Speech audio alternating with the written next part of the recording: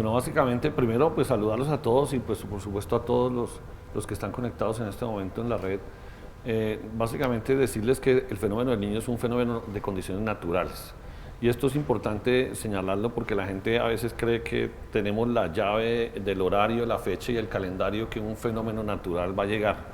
Y yo le decía a alguien, y discúlpeme la analogía con la que de alguna manera voy a empezar a responder, un huracán no nace huracán. Y esto es importante que todos lo entendamos. Un huracán, antes de ser huracán, es tormenta tropical y tiene sus fases. Siendo un fenómeno natural, el fenómeno del niño también es una condición, tiene varias fases, tiene una fase de inicio, de desarrollo, de madurez y de debilitamiento. Y en esas fases la temporalidad y las condiciones oceanoatmosféricas pueden cambiar y pueden demorarse en madurar, pueden demorarse en desarrollarse, y lo que nosotros hicimos el año pasado fue prender una alerta en función de la probabilidad de ocurrencia de un fenómeno natural. Y recuerdo mucho que cuando hicimos la primera rueda de prensa señalábamos que había una probabilidad de ocurrencia cercana al 85% de que el fenómeno iniciara en el mes de octubre. Y cuando uno se devuelve en la historia, encuentra que efectivamente el fenómeno del niño arrancó la anomalía positiva de más 0.5 grados centígrados en la temperatura del océano en el mes de octubre. Y solamente se vino a consolidar el fenómeno en el mes de marzo. Y fue cuando lo pudimos declarar por primera vez y oficialmente en el país como fenómeno del niño, instalado en el país de características débiles. En esa evolución de la información del instituto surtieron 1000 procesos alrededor, por poner un ejemplo, comunicadores, gente que empezó a opinar, se hizo una cantidad de especulación alrededor del tema, olvidándose que la única fuente oficial era la entidad que tiene la responsabilidad de anunciarle al país una condición como esas. Entonces todo el mundo empezó a hablar del proceso y todo el mundo tomó decisiones. Y yo creo que allí es donde de pronto de alguna manera tenemos que revisar hacia el futuro, ya no el presente, porque en lo que estamos viviendo actualmente ya es una situación distinta. Tenemos que valorar cómo nosotros logramos poner en conocimiento a la comunidad y cómo las decisiones se pueden tomar en función de una evolución natural de un fenómeno como este. Posteriormente, el mes de marzo, empezamos a hacer un proceso de seguimiento al fenómeno y científicamente hoy todavía no se encuentran las respuestas, no por parte solo del IDAN, sino de todas las agencias internacionales, que el fenómeno, al contrario de reducir su impacto o su intensidad en sus condiciones propias oceanoatmosféricas, se reactivaron. Y entonces, de alguna manera, viene en un permanente ascenso en sus condiciones de temperatura. Ya hoy ya tenemos un fenómeno del niño de características moderadas, con una temperatura de 1.3 grados centígrados sobre la media normal de 0.5 grados. Y lo que se estima por parte de todos los modelos meteorológicos y por todas las agencias es que este fenómeno, antes de terminar el mes de septiembre, inclusive los primeros 15 días de octubre, podría llegar a tener una intensidad fuerte.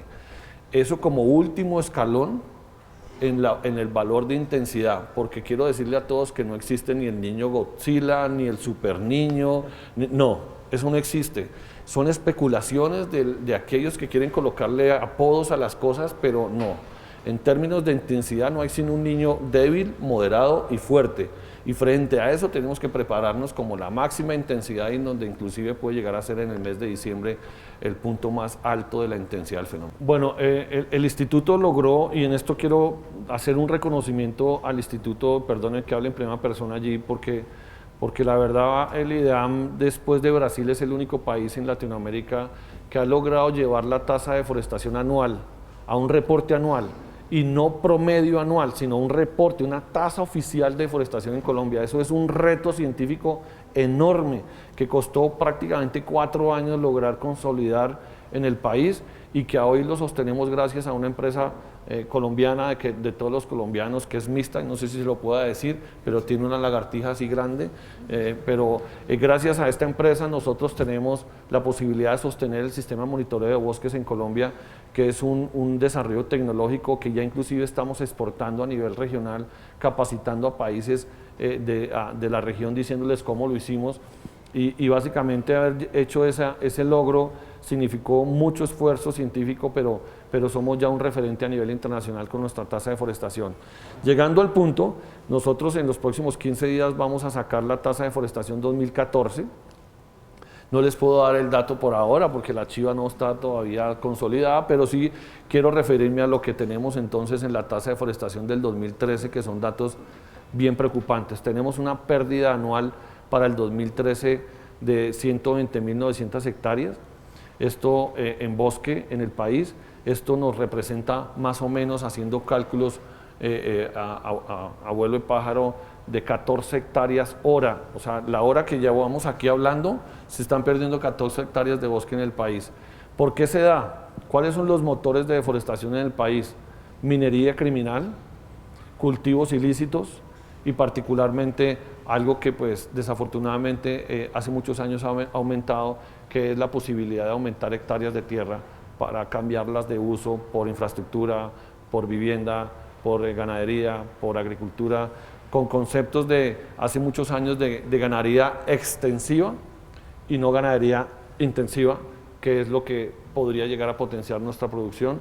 Y entonces en esos conceptos de pronto ortodoxos, de alguna manera, no quiero decir de alguna forma tampoco peyorativamente, pero en ese concepto de la explotación de nuestros recursos, pues se tomaron decisiones de pronto equivocadas y tenemos una pérdida enorme de bosque galería, de bosque seco tropical, de bosque alto andino, de bosque selva nuestra y nuestros ríos y nuestras cuencas hidrográficas, que son los que aportan nuestro único recurso, están siendo afectados de manera sustancial por el cambio del uso del suelo.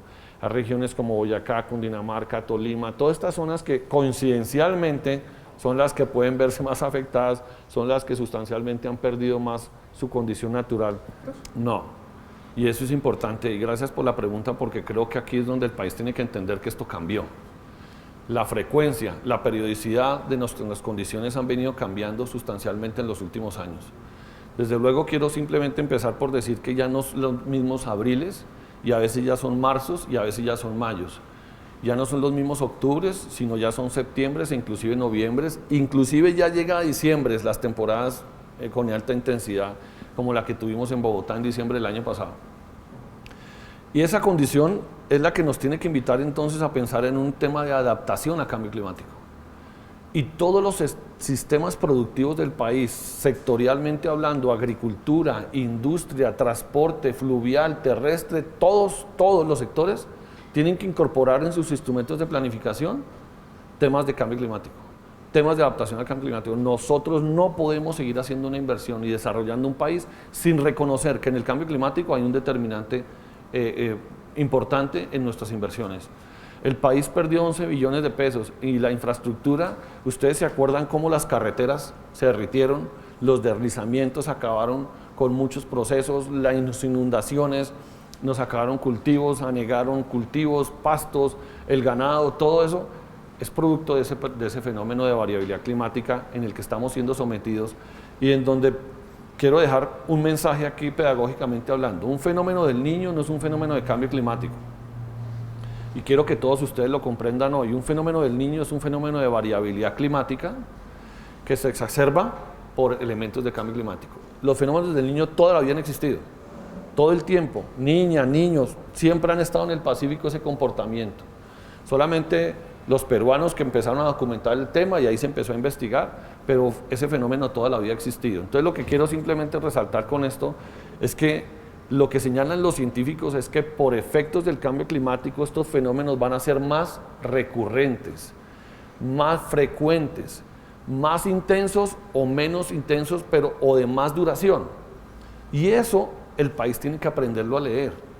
Y no en el reino de la especulación, sino en el reino de los estudios técnicos. Por ejemplo, revisando los escenarios de cambio climático que le entregamos al país hace poco menos de 4 meses, en donde le contamos a Colombia cómo sus condiciones de precipitación y temperatura van a variar en los próximos 80 años. Hicimos un análisis de qué va a pasar en Colombia en 2011-2040, 2040-2070, 2070-2100, y ya población que nació este año es la que va a ser sometida a esa nueva condición de variabilidad o condiciones de cambio de tiempo y clima. Luego, si no entendemos que nuestro país está cambiando, pues nuestros cultivos no van a ser más resilientes, nuestros ganados no van a tener cómo adaptarse, nuestra producción no va a tener unos ciclos certeros entonces tendríamos que entrar en otro reino del aseguramiento de cosechas y otro tipo de cosas que se llaman adaptación. Y eso es importante que todos lo sepamos. Si nosotros no somos conscientes de las condiciones de tiempo y clima están cambiando, difícilmente vamos a hacer una economía seria, juiciosa, responsable y sostenible. Y los TLCs, por supuesto, que son una ventana al mundo, tampoco vamos a tener cómo responder, porque finalmente tampoco entendemos cómo vamos a poder explotar nuestro país eficientemente. Y son muchas hectáreas de terreno que necesitamos explotar adecuadamente, pero no estamos haciendo una revisión juiciosa de lo que tenemos. Y resalto una vez más, ni siquiera estamos pensando en cuánta agua tenemos.